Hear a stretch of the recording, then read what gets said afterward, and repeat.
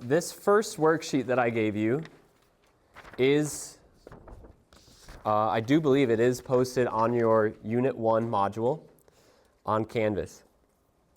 We're not going to go through this one today. I wanted to print it off to force you to have it. It's not. Oh, it is. It is. It's at the bottom. What's not up there are the two that I just made today because I didn't upload them yet. So I'm going to upload those now. So these are pretty much all of the reactions. I wonder if you can look through it and quickly identify the one reaction that I did not put on here that I did give you last week. Not last week, Tuesday.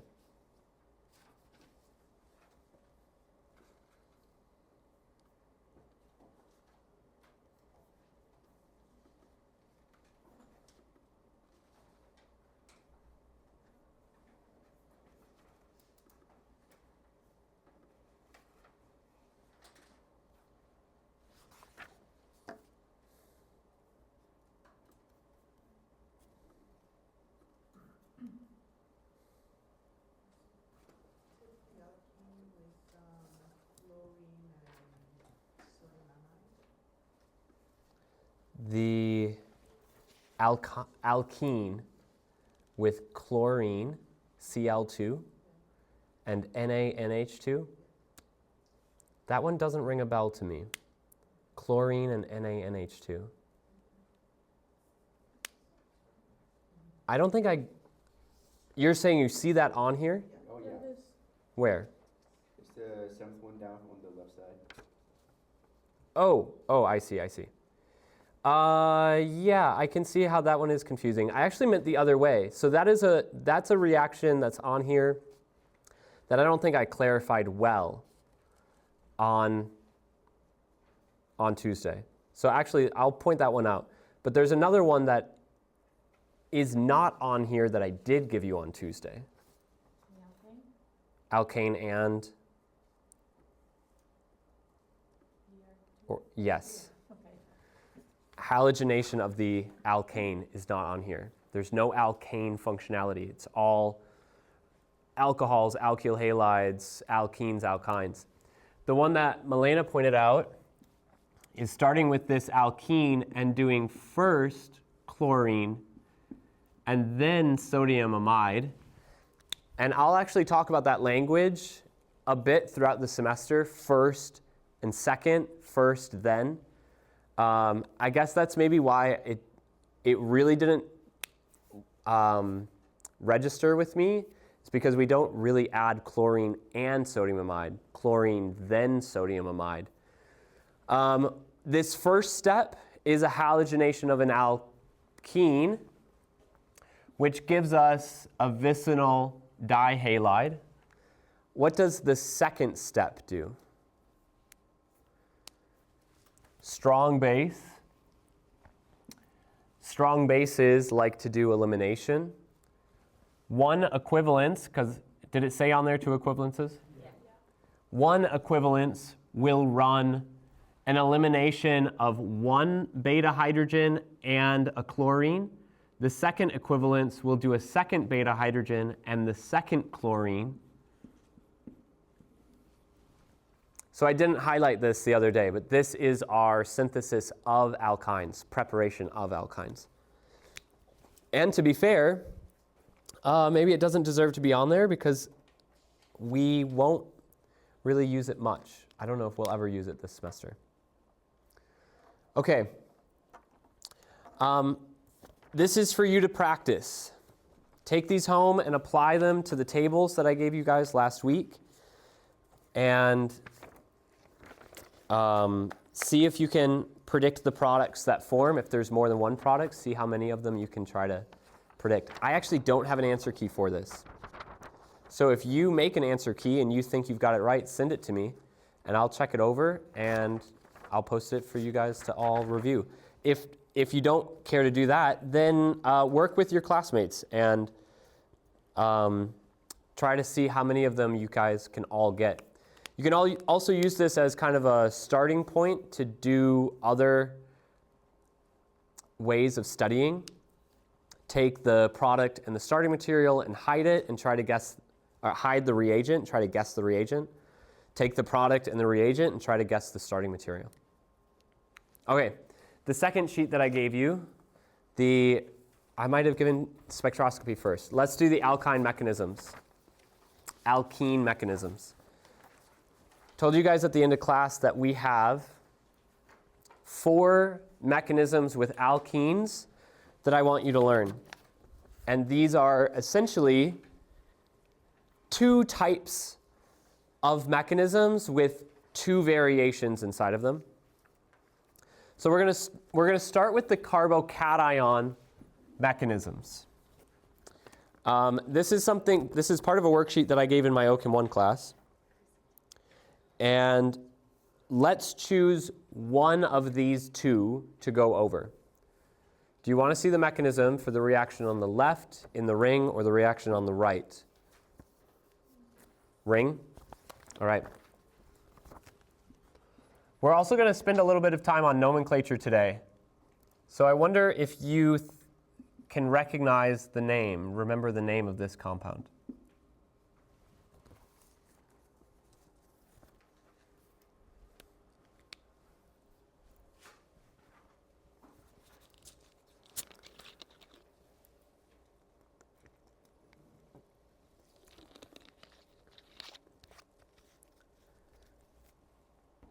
I don't have a reagent over the arrow. Can you tell me what reagent is needed? HCl. Good, HCl. How did you know? Because it's an addition, because the double bond is broken, and there's an addition of Cl to the one substitute, which all that substituted. So that's fine. Good. So it's an addition reaction. The pi bond is consumed. We obviously see a chlorine is added. What we don't obviously see is the hydrogen that gets added to one of the carbons. It's assumed in there. So to make sure that you don't miss that assumption, it's not a bad idea to draw in the fact that it goes from 1 hydrogen to 2. But if you expand that, you'll notice the other carbon also goes from 1 hydrogen to 2. And the chlorine is not even added to either of the carbons of the alkene. Instead, a hydrogen that was on this tertiary position is no longer present, which tells us that this carbocation mechanism has a hydride shift. That's a feature, a hydride shift, that only carbocation mechanisms can do. By the way, if we were to name this broad class of addition reactions, what would we call it?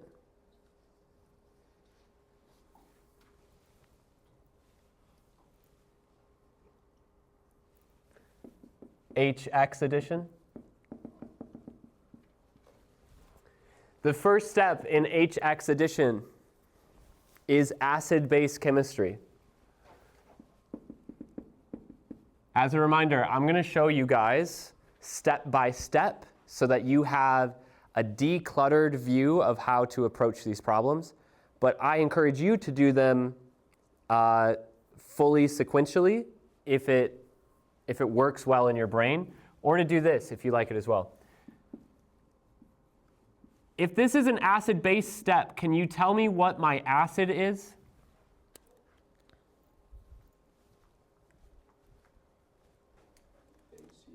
Yeah, I hope hydrochloric acid is the acid. So what is my base? The alkene, the pi bond. So the alkene attacks the hydrogen and deprotonates, leaving me with a carbocation.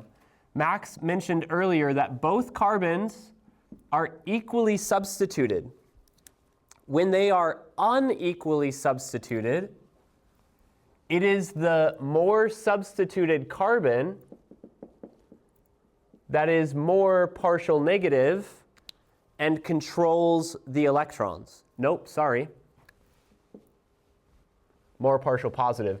the less substituted carbon is more negative.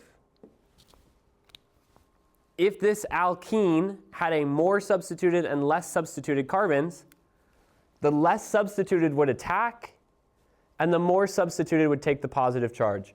I can't decide that here because they're equally substituted. So what happens? There's an equal chance of both of them acting as the base. I'll just pay attention to the structure that I'm aiming for. The hydride shift needs to happen at the top. So I'm going to put the carbocation on the top carbon. This molecule is symmetric though, so it doesn't actually matter. I'll put my positive charge here, which means, as a reminder, that the bottom carbon has taken the hydrogen. Not all of these reactions have a carbocation rearrangement, so I like to put this as 1A. If a carbocation rearrangement occurs, it will happen here, but there's not always going to be a carbocation rearrangement. How do we know if a carbocation will rearrange?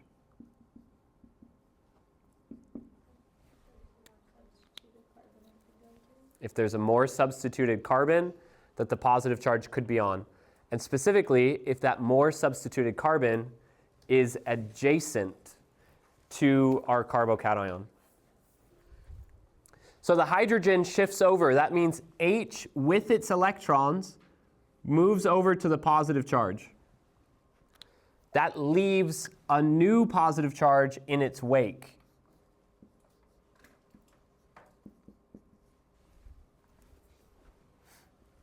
The last step, the second step. We have a nucleophilic attack. What is my nucleophile?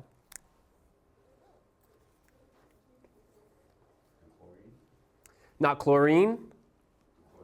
Chloride. Yep, chlorine ion. Chloride attacks the carbocation, donates its electrons, forms a bond. I made a mistake in a few of my structures. Do you see it? I lost my second methyl group. My methyl group here, my methyl group here, my methyl group here.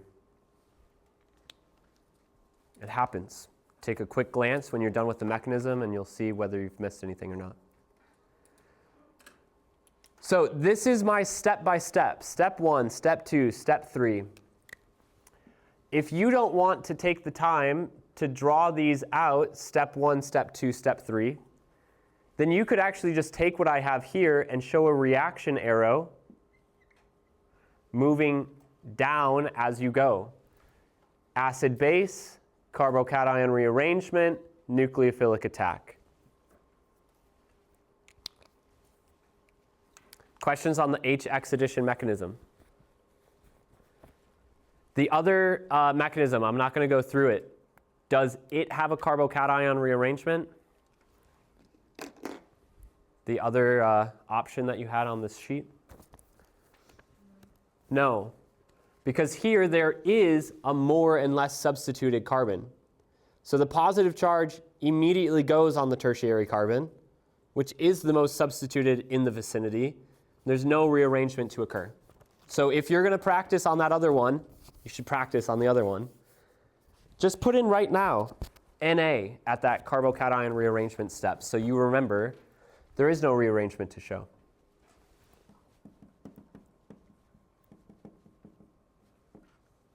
Now, because we did a carbocation rearrangement for HX, I'm not going to show a carbocation rearrangement for acid catalyzed hydration.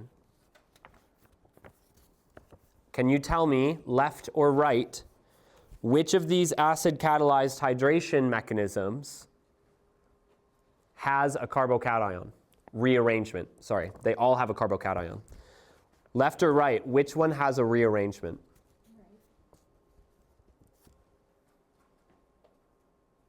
Yvonne, what do you say?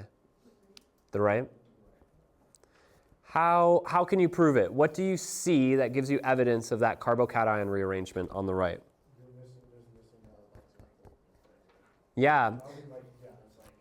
If we can call it a tert butyl, because it looks a bit like a tert-butyl group, those 3 methyls, they're not all in the same place. One of them has relocated to the other carbon. So instead of a hydride shift, like we saw in this HX addition, that's a methyl shift.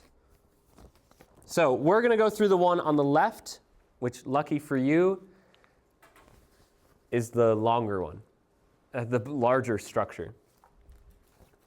All right, step 1, acid-base.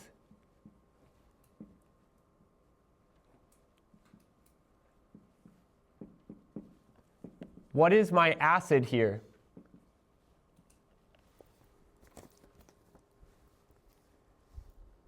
Come on.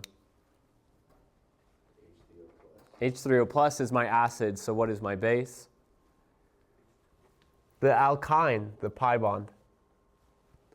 Pi bond attacks the hydrogen. OH bond breaks to oxygen. Which carbon is using the electrons? Is it the less substituted on the right, or is it the more substituted on the left? Which of these carbons uses the electrons? The left. No. The left is partial positive, and the right is partial negative, which means the carbon on the right actually uses the electrons. It has more control of them. When we draw our product, we find then that the positive charge ends up on the most stable carbon. The carbon on the right uses the electrons to bond to hydrogen. The more substituted carbon loses the electrons. Step 1A here is not applicable. There's no rearrangement that will happen.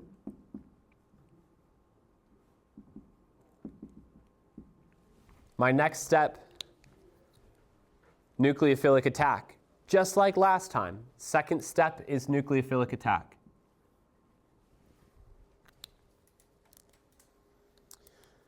When I give instructions on how to show mechanisms, I will often say at the beginning, show all relevant lone pairs.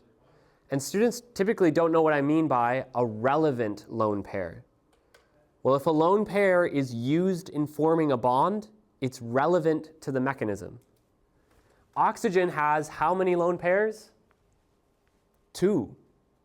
Only one of them is relevant to the mechanism. So I show one, but that doesn't need to stop you from showing both. But you can't show neither. Nucleophilic attack means that my oxygen forms a bond to my ring. I'm going to highlight here for a second the fact that the oxygen has 3 bonds. Oxygen with 3 bonds has a positive charge. You don't have to highlight this because, again, it's just water that is attached. So you could draw it as OH2 plus. But our last step in the acid-catalyzed hydration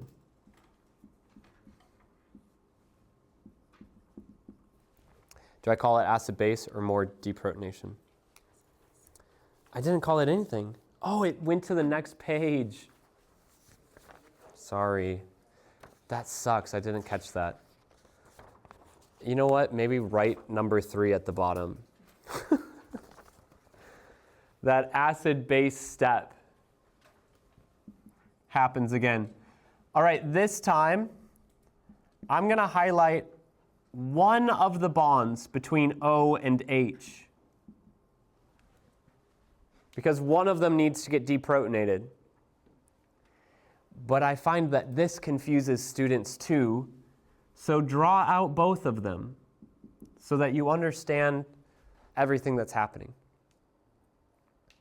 It should be obvious that this is my acid because it's positively charged. It's ready to give away an H+. What can be my base? There's no other reagent that we've been tracking during this mechanism. we had water, we had H3O plus up here. And here's the issue with what I did. I didn't ask you what needs to go over the arrow. When we drew this reaction out, what should have gone over the arrow?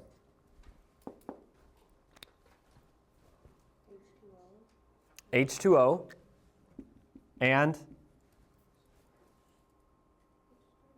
H3O plus.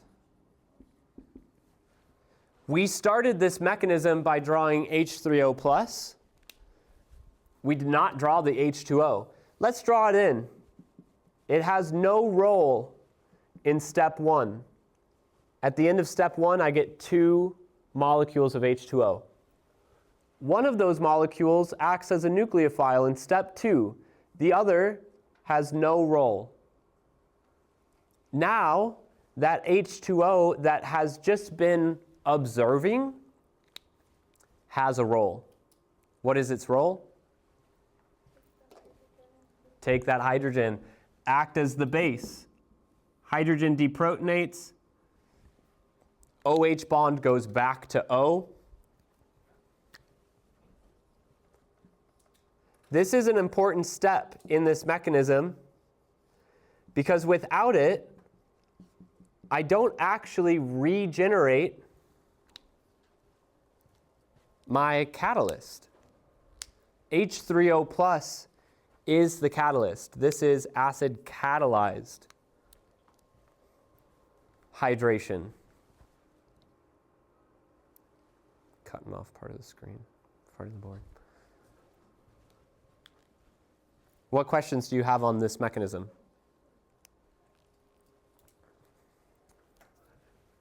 How is this mechanism similar to HX? Why do I say that these are basically variants of each other? How is it similar?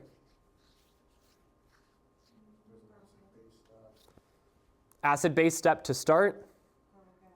Carbocation forms. Carbocation rearrangements can occur. Nucleophilic attacks follow. What's different about these two mechanisms? What's different about HX and acid catalyzed?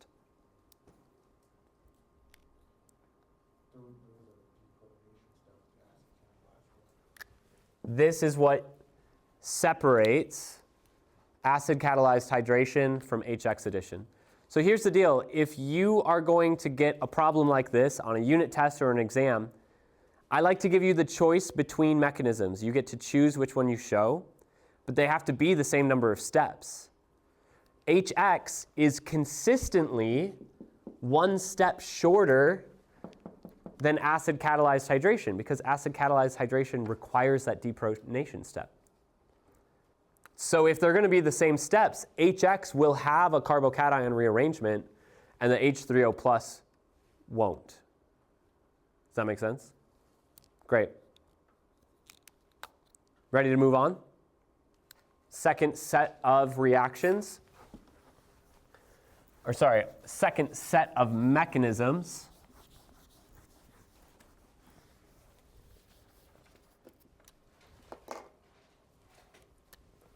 Let's look at halogenation, otherwise called X2 addition. Much like HX, the X2 addition is the shorter of the mechanisms. I didn't show it, did I? On Tuesday? Oh, yeah, you did. Like briefly mention, but not really. Didn't really go through it well. Step 1, halonium ring forms. Is that how I say it? Yeah. Good. Just, it gotta be consistent. Oh, sorry, which of the two do you want to do? The linear alkene or the cyclic alkene? Linear alkene?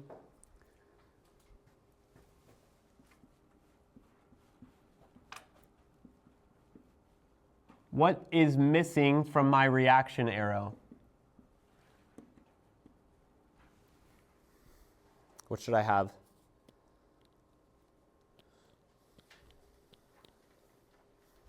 HBr? Br2. You guys might remember that halogenation is an anti-addition mechanism. One group adds wedged, one group adds dashed. They add anti to each other. So we're going to identify why this appears cis or syn, why they look like they're not anti. Halonium ring. Once again, you only need to show relevant lone pairs. So there's only one lone pair out of the 6 in elemental bromine that I'm going to show. You're welcome to show all of yours. Bromine attacks the alkene attacks the same bromine back. The other bromine gets kicked off as bromide. Oops. Wow, that's a bad bond.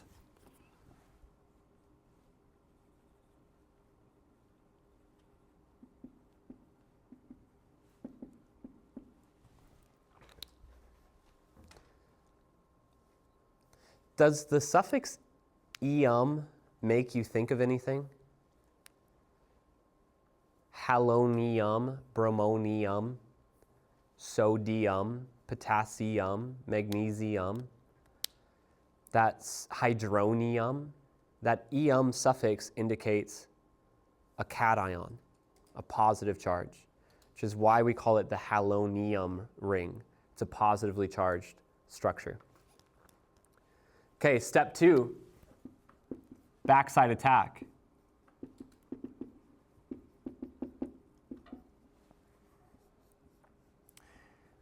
Now, because I am going for a specific stereoisomer in this mechanism, there are different stereoisomers that can form, but I'm looking for a specific one.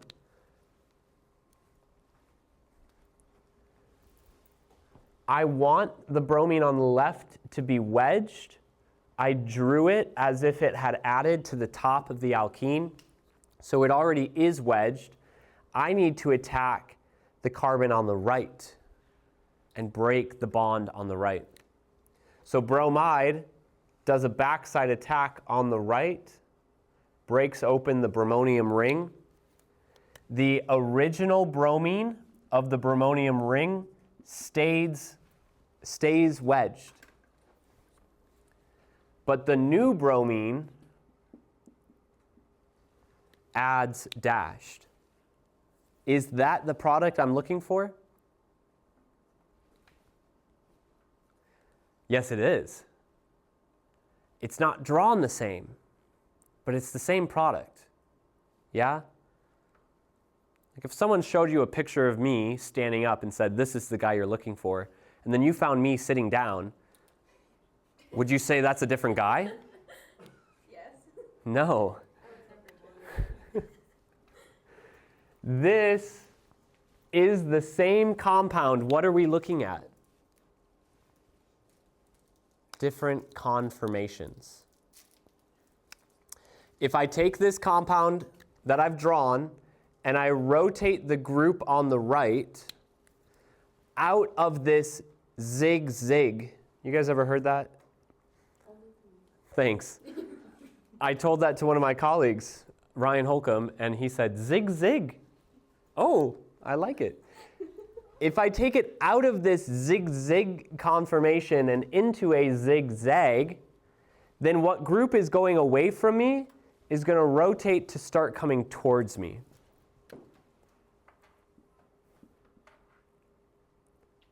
The bromine on the left, its carbon chain is not changing, so its stereochemistry looks the same. The carbon on the right goes from zig-zig to zigzag, so its stereochemistry appears different. It's the same molecule. It has just done a little flip. This mechanism adds anti, no doubt about it. But that doesn't mean the products always appear anti. if they have freedom of rotation. Okay. The last mechanism for us to go over is the haloether halohydrin mechanism.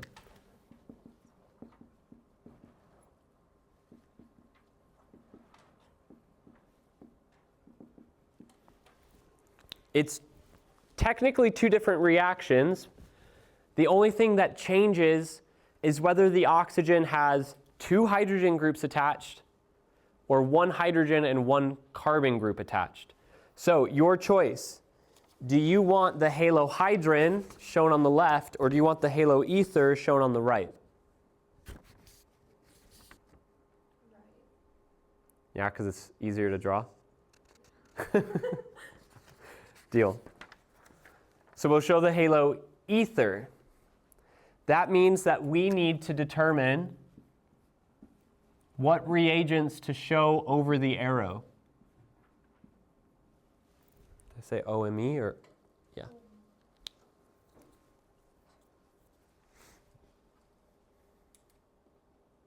What reagents am I missing?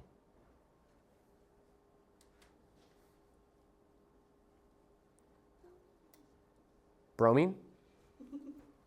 I am. I need to have Br2. But obviously not just Br2, or the same thing would have happened as last time. Oh, well that's an easy fix, sorry. So instead of bromine, I should have chlorine. And what?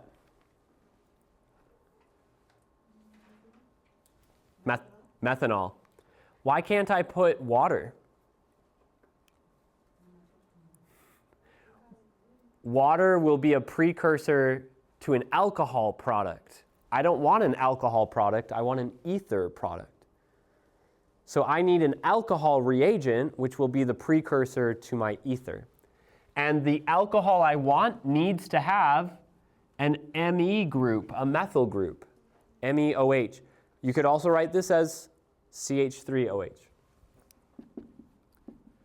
Step 1, halonium ring. Guess what? Nothing changes. Just because methanol is present doesn't mean methanol plays a role in this first step.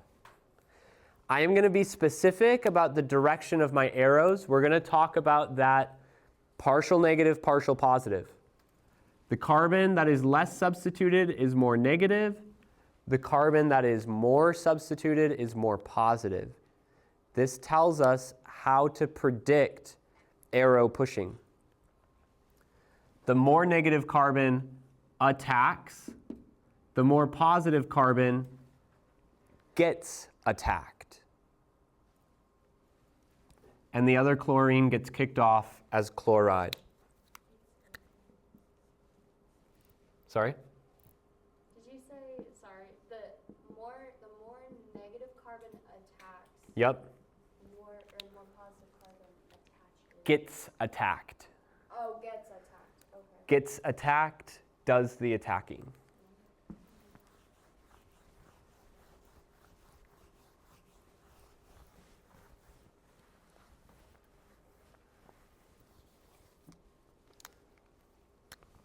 Step 2, backside attack, just like last time, but this is not the chloride attacking. This time the solvent that's present does the attack. So let's answer this question again.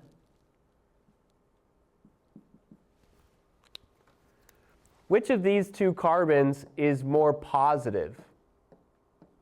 Which of the two carbons of the chloronium ring is more positive? The more substituted. So where should the methanol attack? At the more substituted, at the more positive. Methanol attacks at the more substituted position and breaks the chloronium ring. This is what we call regioselective. It's always going to attack at the more substituted position.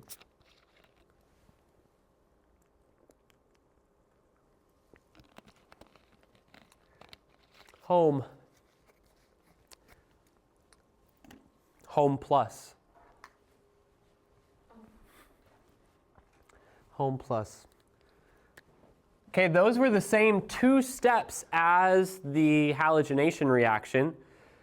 And now, just like how acid catalyzed had 1 extra step compared to HX, haloether halohydrin has 1 extra step compared to halogenation. And that step is the same thing. It's an acid-base step to round us out. I forgot to draw my chloride over here, so I'm going to show that.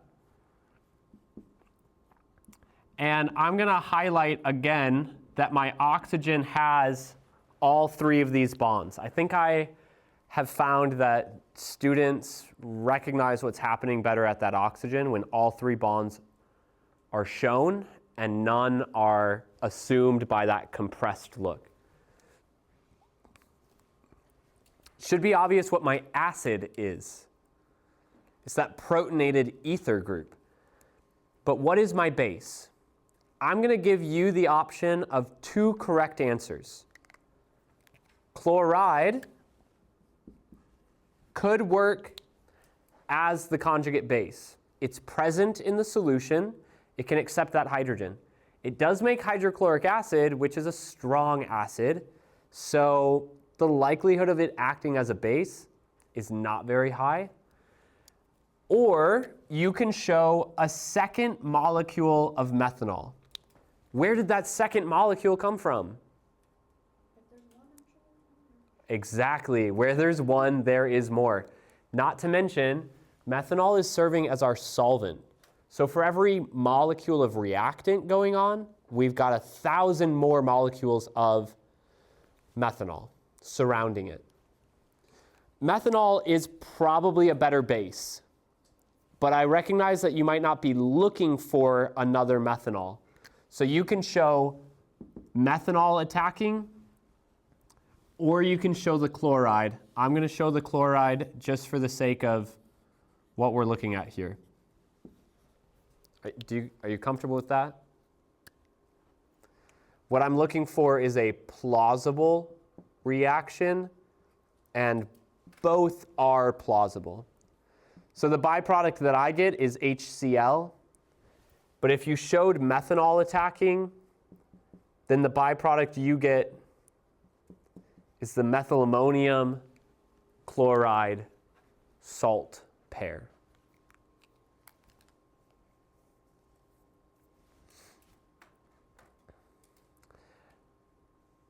What I believe is that if you can master these 4 alkene addition mechanisms, plus the substitution and elimination mechanisms, you can understand any other mechanism.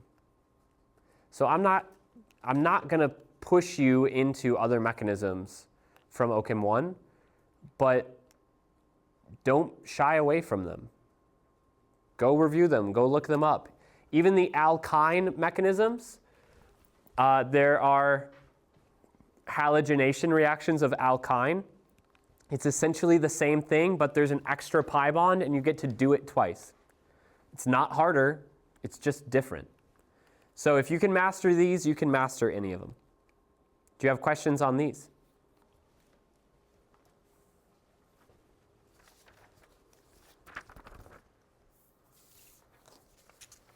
Okay. Practice. Practice, practice. Get to know those steps. And remember, you can always shorthand them.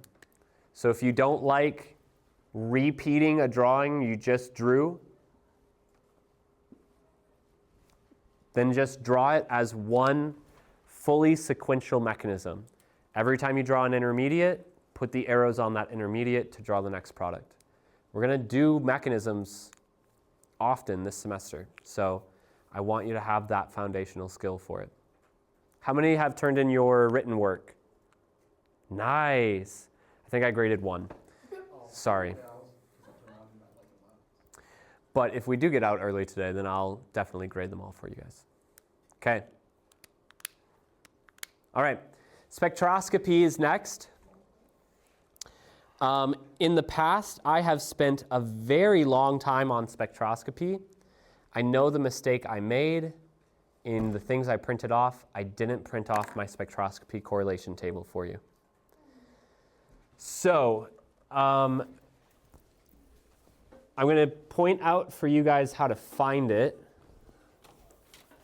How many of you have already found the correlation table? James got it. Max got it. Good. I didn't actually find it, though. You got that from lab? You're welcome. Yeah, I know. I heard that you were the one who gave this. Yes, sir.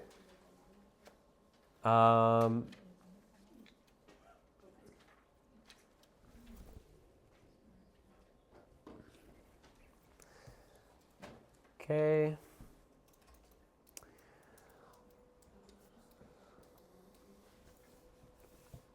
When you're on our homepage and you click on this class resources link, you'll see useful tools, and the correlation tables pop up as useful tools. This IR correlation table is like many, but it's unique in many ways as well. You've got this black line at the bottom, and that black line is meant to tell you that the things beneath it are not necessarily easy to identify using IR. And the things that above it are generally much easier to identify using IR. So I want to touch briefly on IR, but predominantly on how to use the correlation table.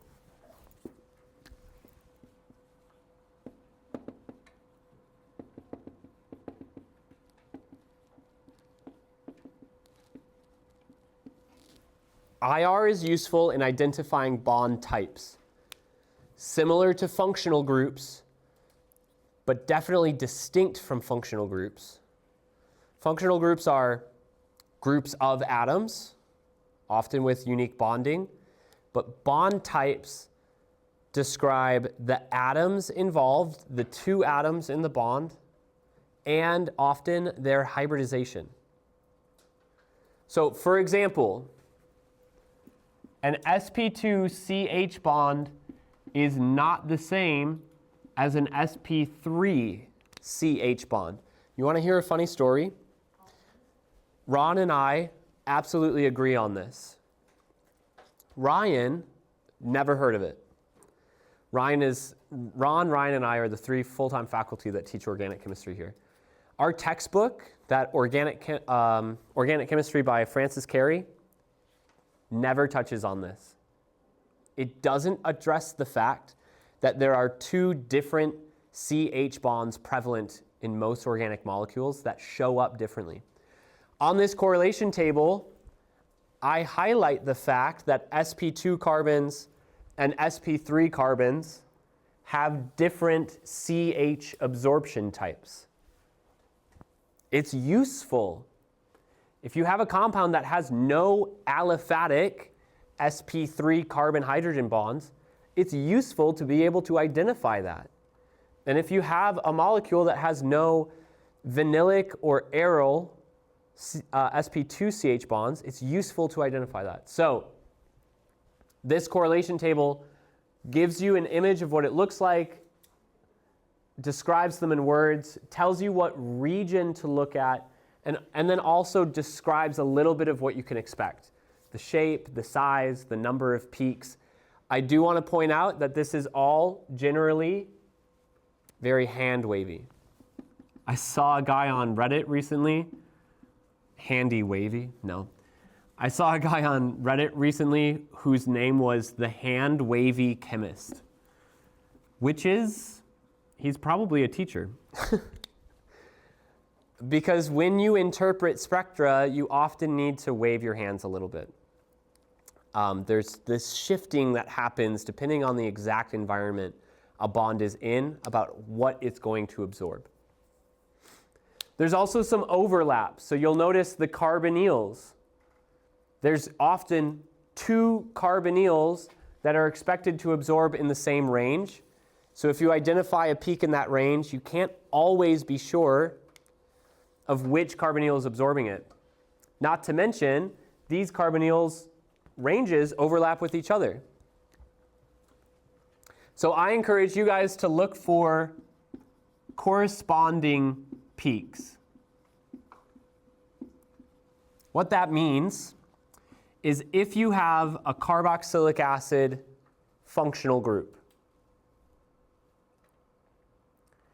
you should be able to expect the CO bond of a carboxylic acid. This tells us to expect it between 1775 and 1715 wave numbers.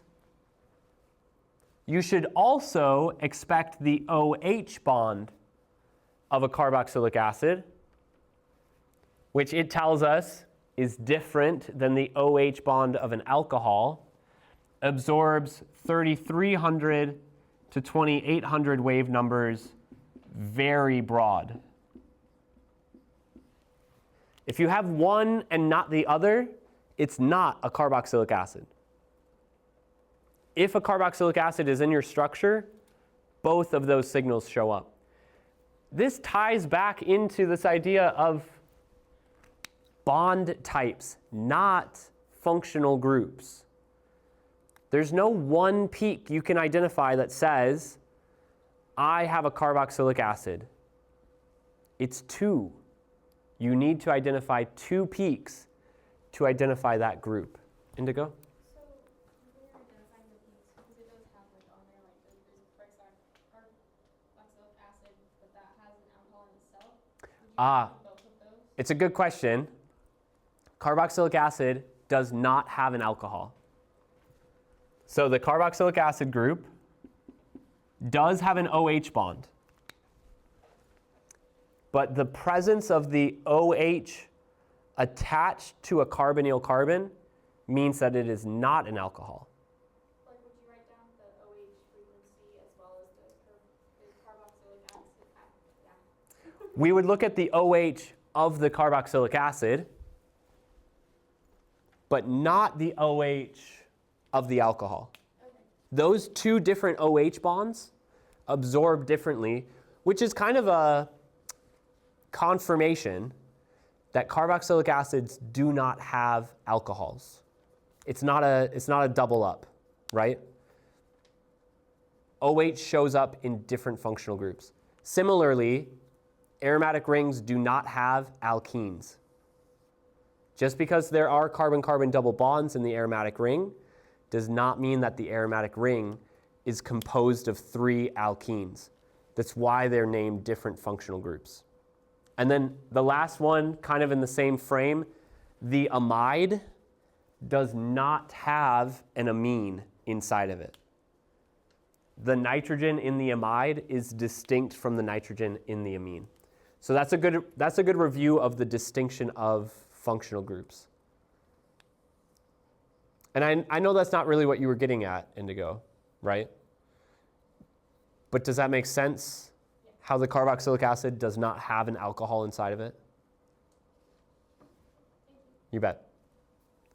Good overview on IR? Great.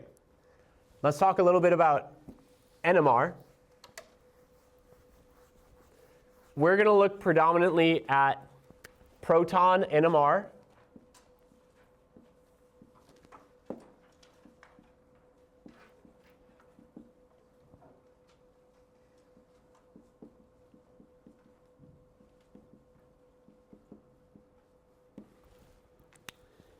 NMR will help us determine a structure. And it does this by telling us equivalent groups of hydrogens.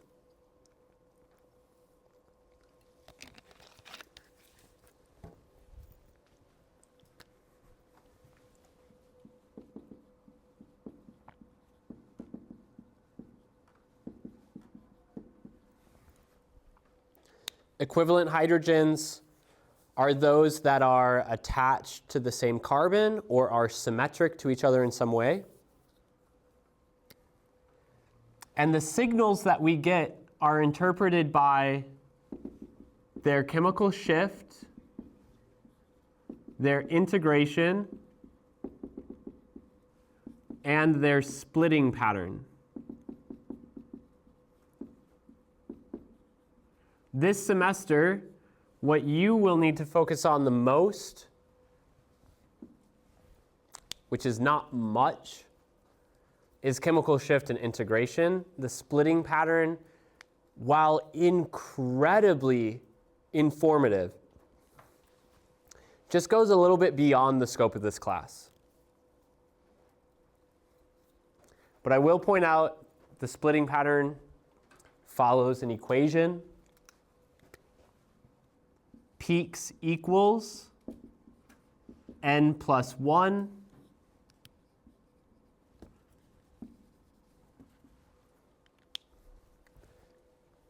N is neighboring hydrogens, adjacent hydrogens. OH and NH signals don't follow this. OH and NH hydrogens don't follow peaks equals n plus 1. They're simply always singlets. This correlation document has a second page that gives you a correlation table for NMR. It's incredibly brief.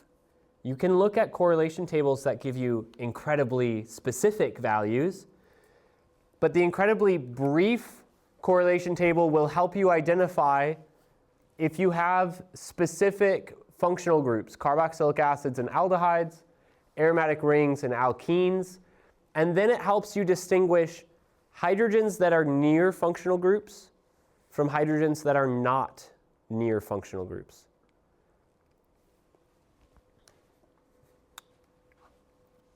The integration, so that's chemical shift, is where it shows up. The integration is equal to the number of hydrogens.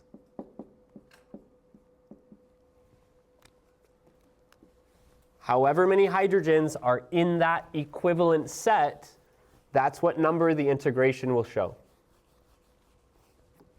Questions on NMR? Good review? It's one of the best. The last part is mass spec.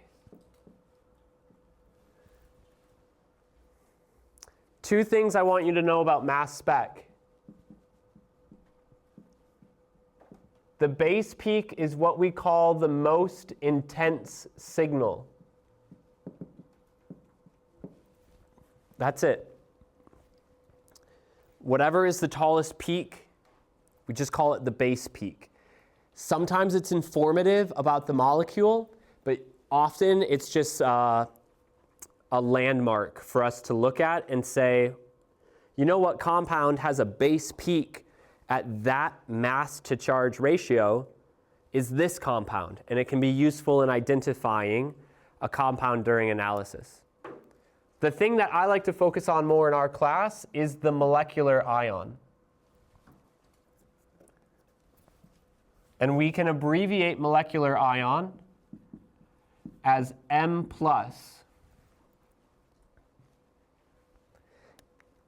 Any ion that shows up in mass spec that is not the molecular ion is a daughter ion, which is represented as M minus some number. The mass of the molecule less some amount. The molecular ion forms from the loss of one electron.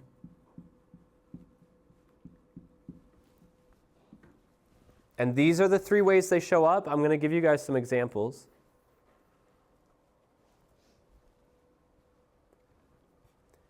You can lose a lone pair electron. You can lose a pi bond electron, or you can lose a sigma bond electron. And that's generally in order of how it happens. Lone pairs are easier to lose, pi bonds good, easy enough to lose, sigma bond electrons more challenging to lose while keeping the molecule intact. So if I lost a lone pair electron from acetone, I create a radical cation. This is a feature of the molecular ion.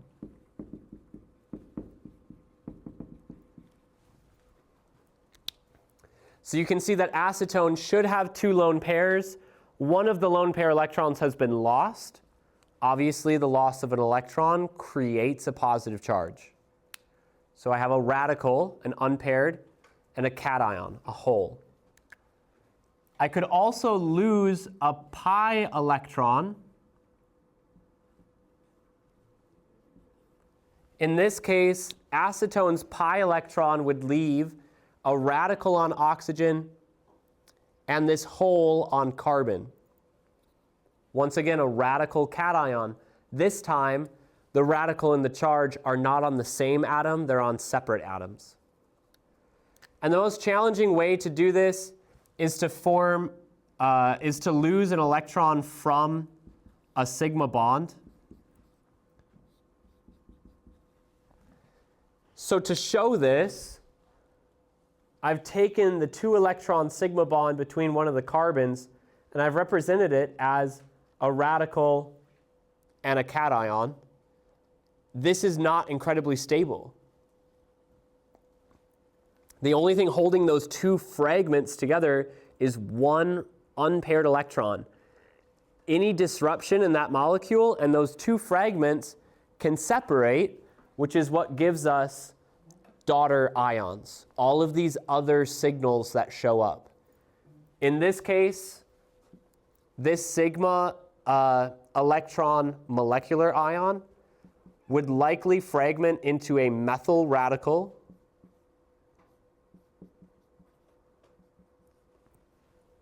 and a positively charged carbonyl carbon. Do you notice the geometry I drew that positive charge with? That's an sp carbon. And that sp carbon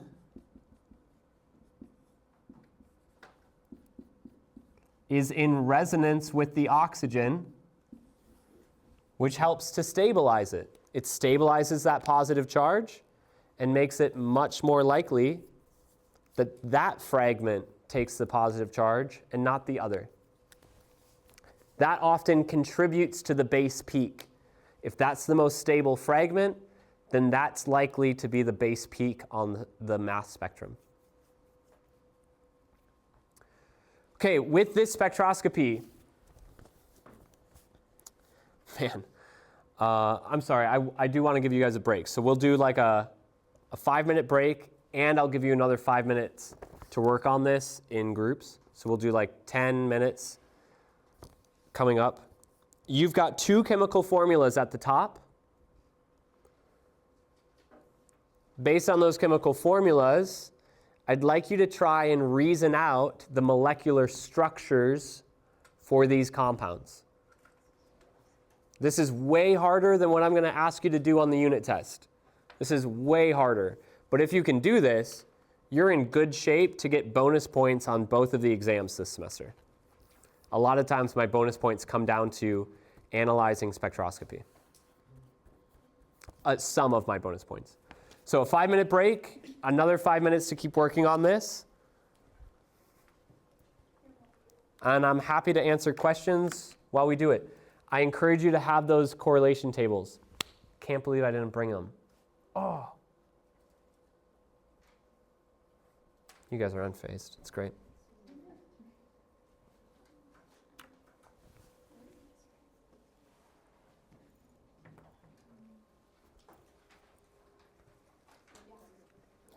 Camille, Did I ask you who you took OChem 1 with? I took it with Ron. Just last fall?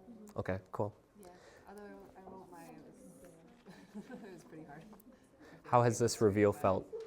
It's felt a lot better. I was kind of scared there wouldn't kind of be one, and so like it still felt like I've kind of had to go back myself too. And Sure. some, like tutors online, but Did this help you feel like you really did learn something in OChem 1? Seeing it all again, recognizing the things? This made me realize how much I did not. Oh. I was like, wow, I really did scrape by, and just especially when we broke down like the reaction mechanisms. I was like, I was making that up. Oh yeah, yeah. I was just like, I think this goes here.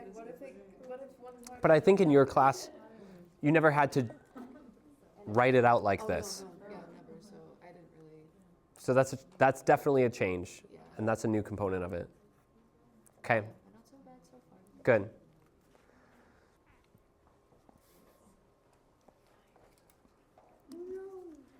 Wow. Way to go. That was so fast. How did you get that fast? Because I looked at it. Great job. You're not quite done here. Did you know that? But No. I Okay. think it's just this. And I can absolutely see why you think that. Is it wrong? Mm-hmm. Okay. Real. That's the best. I know why you think that, but Six. that's not right. Oh, because that's missing one. Missing what? Carbon. No. You Oh, got wait, the right number of that's not. carbons. That's eight. Okay. You are missing. Actually, my favorite when you put them on the exams because I feel like I'm like solving a little mystery. They are little mysteries. I love them. Yes. You're going to see them on midterm and final. Well, that was like the whole bonus of the final. Like the whole back page was like finding the molecule. Well, the whole back page was actually a multiple choice set on spectroscopy, right? Or maybe it was the midterm. I'm thinking. But On the- one of them, yeah. So it was two parts. The last page of my finals for OChem 1 is multiple choice spectroscopy. I give a bunch of spectra and I say, how does this inform this? How could you prove this? What is formed by this? And then if you solve for the missing structures, you get bonus points. So it's like a 2-in-1. Do you want a hint? Like if you gave me that, I would say 90%. Yep. 'Cause With this with needs to good go reason. somewhere else. No, No? no. You're missing something from your chemical formula. Oh, 2 oxygen. Right, right. Oh, duh. Don't strain your eyes too much. I know that these are really hard to read, but I'm happy to answer questions if you have any. Okay, I haven't started on it. Okay. Yet. I will. No rush, no rush.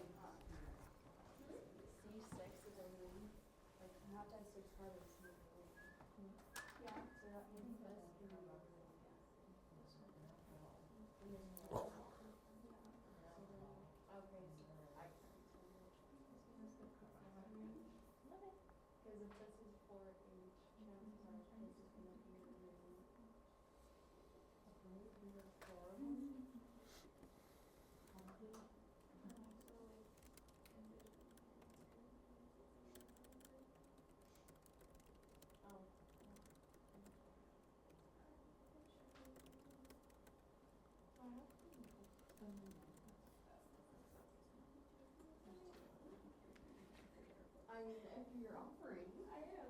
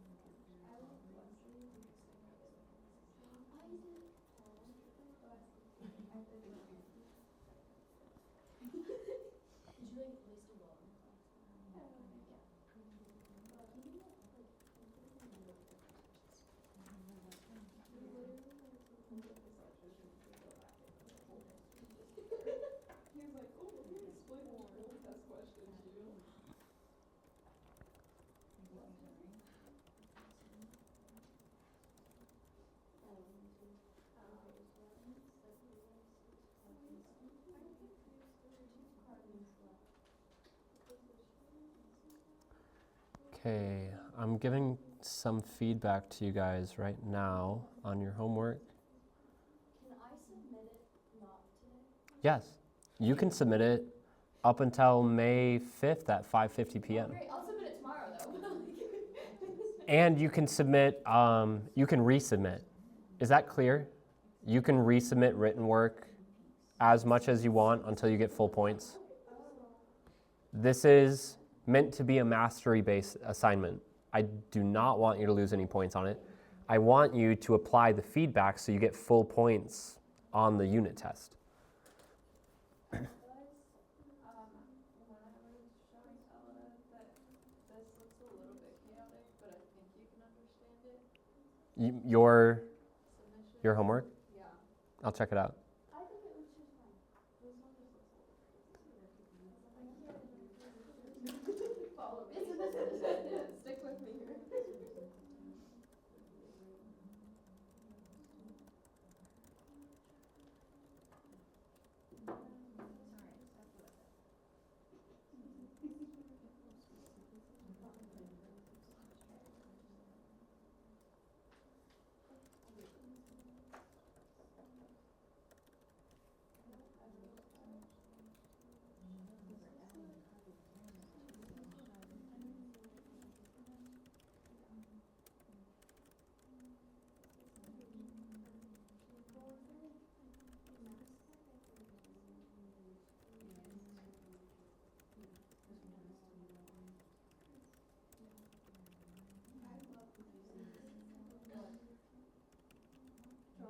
Yeah. I love that you give us the chemical formula. That is so nice. Oh, it definitely changes the game. It really does. Yeah. Yeah.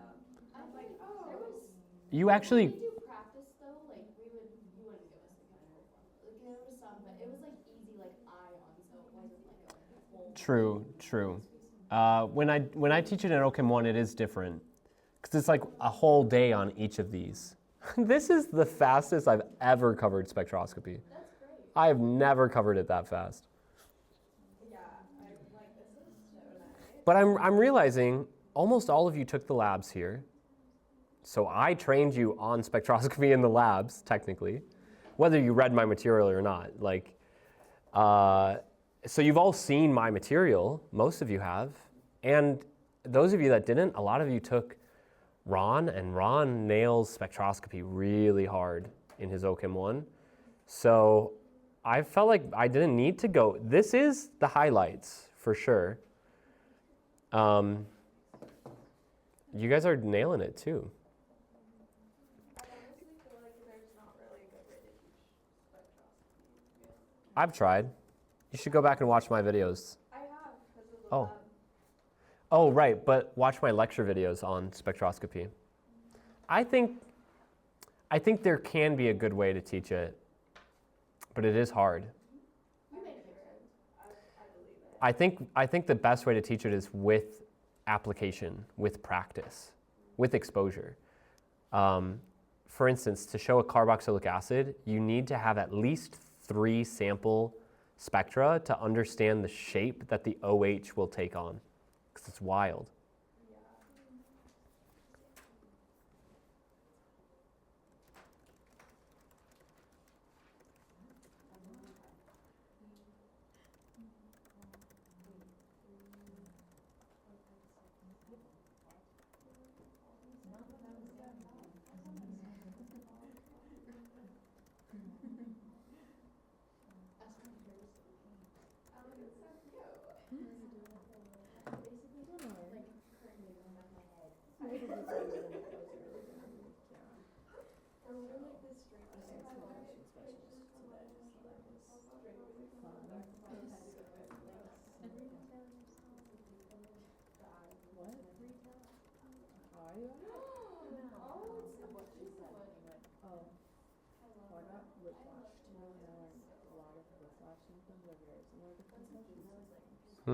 I actually would have thought maybe they were the same, like same thing.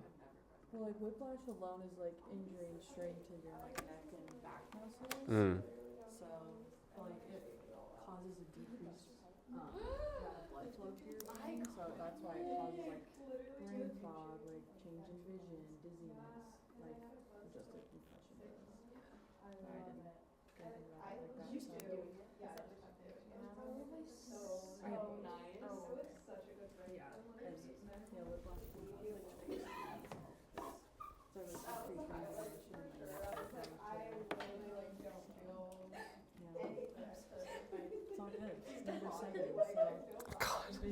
And hopefully number last. Yeah,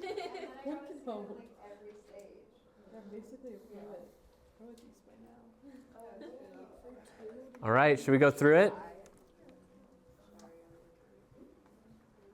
First of all, were you able to match up the chemical formulas to the spectra? Yeah? The spectra on the left, IR, NMR, mass spec, do they belong to C4H8O or C8H8O2? How do you know? Lamb, can I ask you?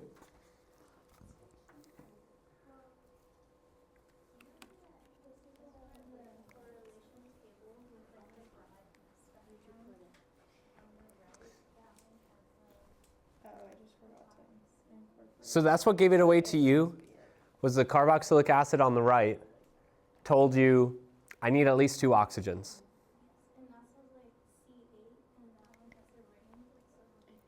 Good, so you recognize there's already a ring too. I think the fastest way to identify what goes where is the number of hydrogens. 3, 6, 8. Oh, just kidding. They have the same number of hydrogens. No, that's usually how you do it. I didn't think about that. I wish I could take that back. 8 on the left, 8 on the right. Wow, I didn't even think about that challenge. That is a challenge. So the compound with more carbons, okay, here's another way you could do it. Compound with more carbons will need to be a heavier mass. I made a mistake. What? Yeah, new here. The mass spectra are flipped. Yeah, that's what I was wondering about. I was like, this is kind of weird. Yep. The mass spectra are wrong. You actually should have said I meant to do that next, and if you guys would catch it. Nope, I didn't mean to do that. So I was going to say the heavier molecular formula has a heavier molecular ion, but that actually looks like it's on the left and not on the right. So Lamb actually has the best approach here, which is on the right, the NMR shows signals in this 7 to 8 region, and the correlation table tells us those are produced by aromatic rings. I need an aromatic ring to have at least 6 carbons, so I can't have C4HO, H8O. It'd have to be C8H8O, 2.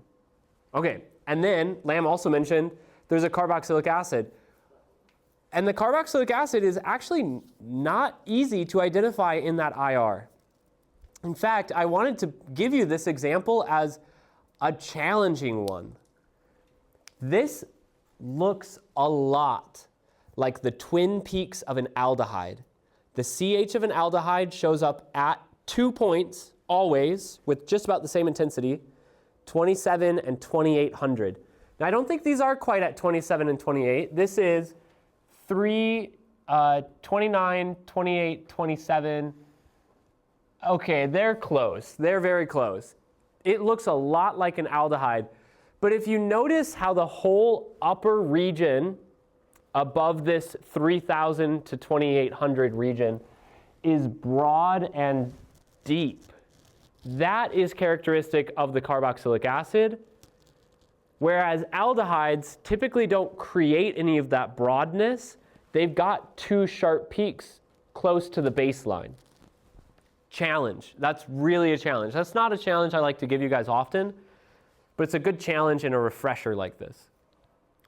The other thing that doesn't help us confirm whether it's a carboxylic acid or aldehyde, the signal at 11.4 ppm or 12.4 ppm. I'm not good at reading this, this spectrum today. Almost 13 ppm. That region is for both aldehydes and carboxylic acid hydrogens. Great. So which one is it? The only way that I suspect you could have figured this out is by recognizing that there are 2 hydrogens in the system. You know what word I meant to say? There's 2 oxygens in the system. So where else is that oxygen going to show up if not in the carboxylic acid? Okay, well, what if it is an aldehyde and I have an OCH3 group? What if my other one is an ether? It would be hard to know. Here's the best way to know. The CH3 that we do see shows up just past 2 ppm. That is technically in our functional group adjacent region of the correlation table. But it's on the far right side of the functional group adjacent, which generally means not close to an electronegative atom. These hydrogens are close to an electronegative atom, and so they would show up on the far left side of the functional group adjacent region, which is why, can I borrow your correlation table? Which is why on the correlation table that I give you on exams, I've actually given you this molecule to indicate things that are further away from electronegative atoms show up more to the right on the spectrum, and things that are closer to more electronegative atoms show up more on the right. Notice how this hydrogen is closer to an oxygen, so it shows up, did I say my directions wrong? This hydrogen is closer to an oxygen, so it shows up more to the left. This hydrogen is further from an oxygen, so it shows up more to the right. If I did suspect the second oxygen was creating an ether group here, then I would expect this CH3 signal to show up closer to 3 and 4, not closer to 2. That would be the only justification here. Oh, I asked Jackie, but it was yours. Thanks. Okay, that was a good one, huh? And then the other structure, so sorry, this is not our structure. One of your compounds is it has a few different names. We'll actually learn how to name it next week. Toluic acid is one of them, para-toluic acid.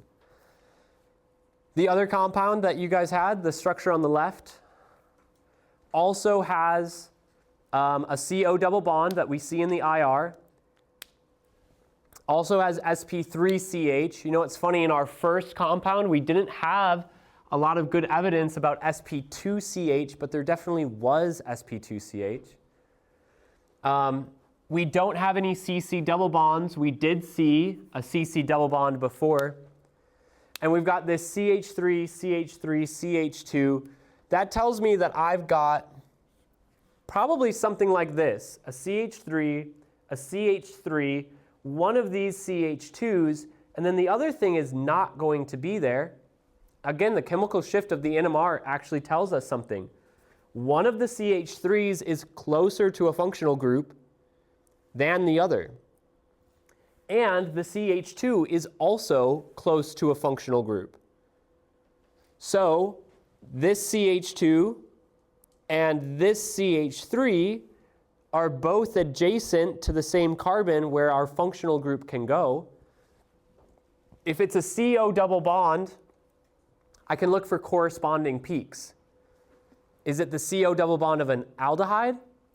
No, there's no CH twin peaks of the aldehyde at 28 and 2700. Is it the C double bond O of a carboxylic acid? No, I don't have a strong thing. I don't have another oxygen. I don't have a nitrogen, so it's not an amide. I don't have a chlorine, so it's not an acid chloride. I don't have 3 oxygens, so it's not an acid anhydride. That means the only thing that has no other corresponding peaks that is a CO double bond is a ketone. Makes a CH3 on one side. That shows up as a singlet. Oh, so I screwed up my integrations. 2 mistakes on this. You want to fix it? I have a CH3 on the left. That's this 2H. And then the thing I labeled as 2H, that's a CH3. Sorry. Integration and splitting pattern. This tall singlet has no neighboring hydrogens. One peak, 0 neighbors. This CH3, 0 neighbors. This CH2, 3 neighbors, plus 1, 4 peaks. Okay, I'm sorry. Maybe I'll fix it, re-upload it. The mistake is the signal on the far left is the 2H. And the tall signal to the right is 3H. First day, for real. All right, here is the last thing. Do you guys have questions on that? Sorry. This is the compound. It's all the integrations were right. They were just labeled wrong, in the wrong spot. The last thing that I wanted to go through was nomenclature. One thing I like to do in my OChem 1 class is give the wrong IUPAC name and have you correct it. I don't know that you'll see that on the unit test or on your exams. Certainly not for OChem 1 material, but it is good practice. Can you interpret an IUPAC name? And after you have, can you identify what's wrong with it? So I think the main thing that I want to review for you guys on nomenclature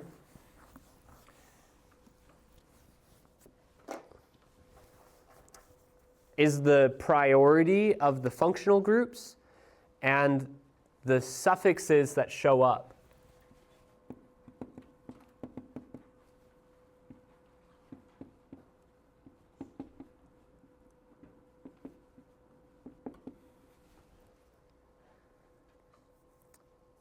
When we number a compound, we're always looking to give it its lowest locant set. We want it to have the smallest set of descriptor positions for the groups at the first point of difference. That means that we will prioritize giving an alcohol group its lowest locant, regardless of how that actually changes the entire locant set. We want the alcohol to have its lowest possible locant. Then we prioritize alkenes and alkynes equally.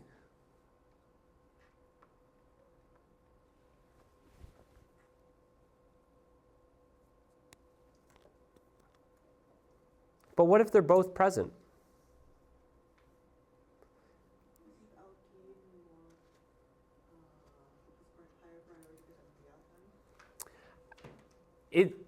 It's not bad to say that the alkene has higher priority than the alkyne, but they are equal priority.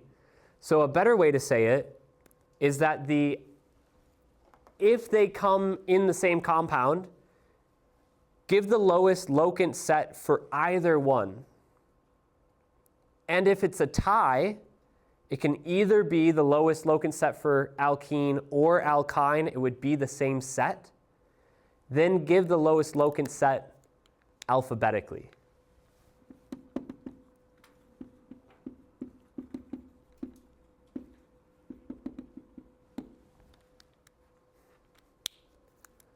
And then the next priority, alkyl groups and halogen groups. Again, it doesn't matter if you have tert-butyl, chloro, methyl, isopropyl, bromo. All of these have equal priority, but in the event of a tie,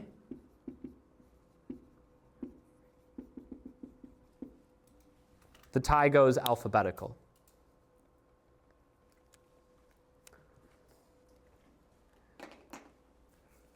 Do you guys want the rest of the time to just work on these and ask questions as they come up, or do you want to see me solve one of each and then have some time to work on them? Solve one of each. Okay, then I need you to pick one of each. Which of these namings would you like me to show you, and which of the drawing and recorrecting would you like me to show you? What one? Okay.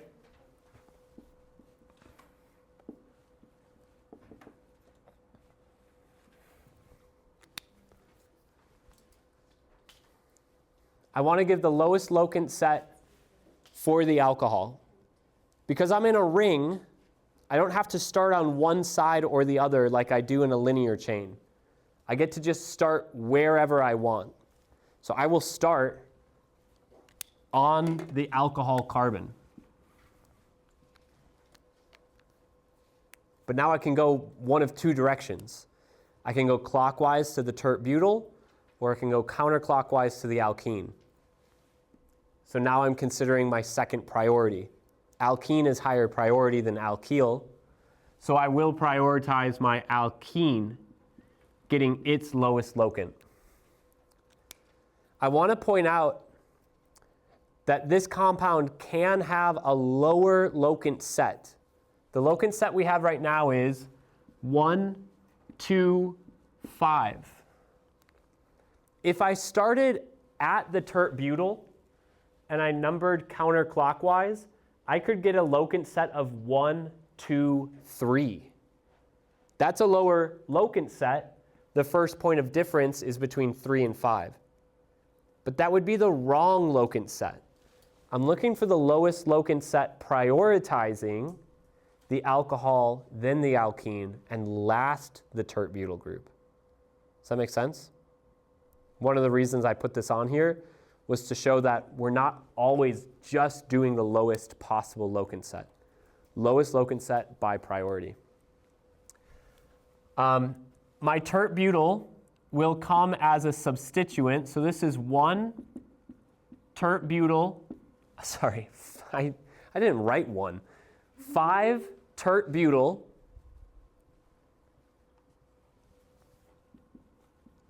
cyclopent tells me I have a ring that's 5 members long. 2-ene. I can say 1-all. Because I'm in a ring and because alcohol is my highest priority, I don't have to say that it's 1-all. I can just say ene-all.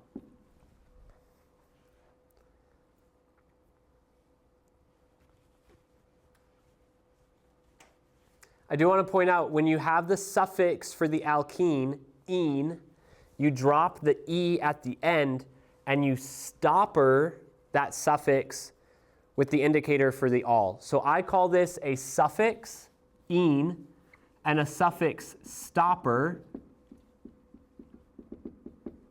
all.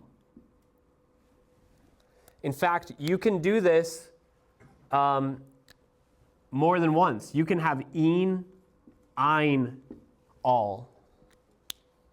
Ene, ein, all. Old MacDonald had a farm. Ene, ein, all.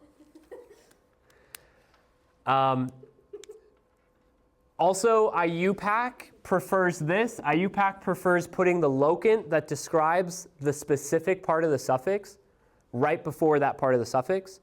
But technically, you could call this 5 tert-butyl 2 cyclopentene-all. People would get what you mean, but it gets a lot more complicated as you go. All right. Which of the drawing structures would you like me to show?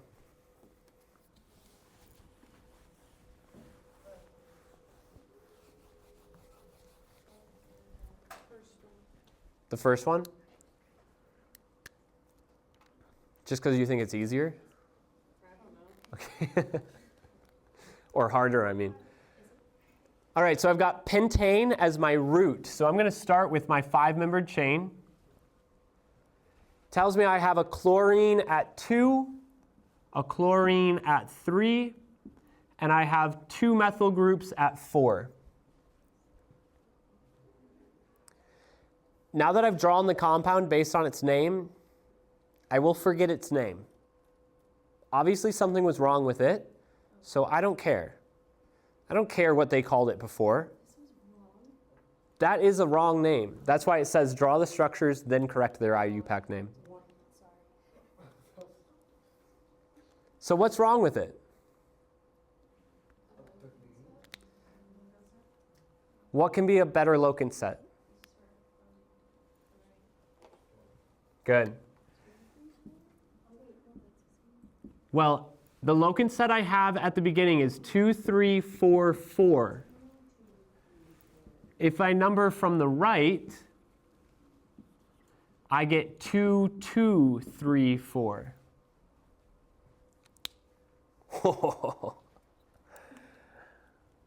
Lowest locant set at the first point of difference. What is the first point of difference in these locant sets?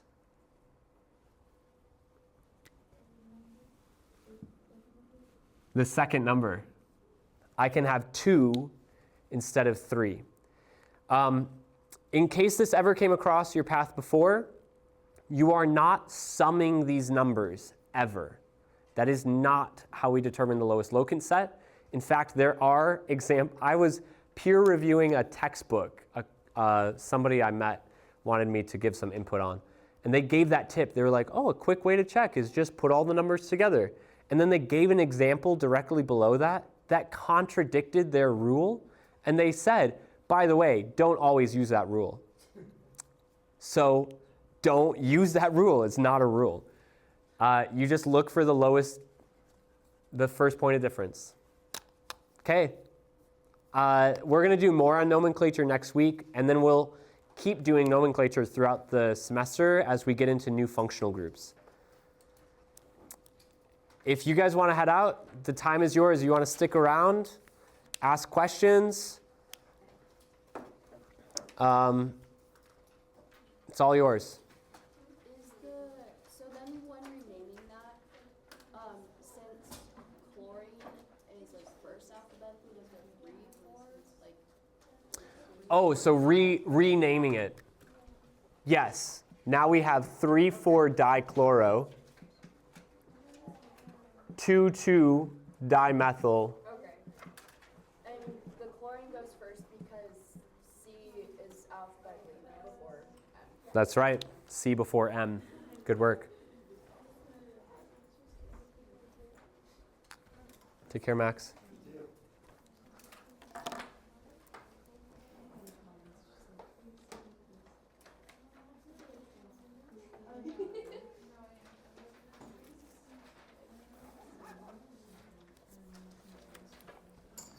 Oh, I let you go 2 minutes early. That was really nice of you. How are you?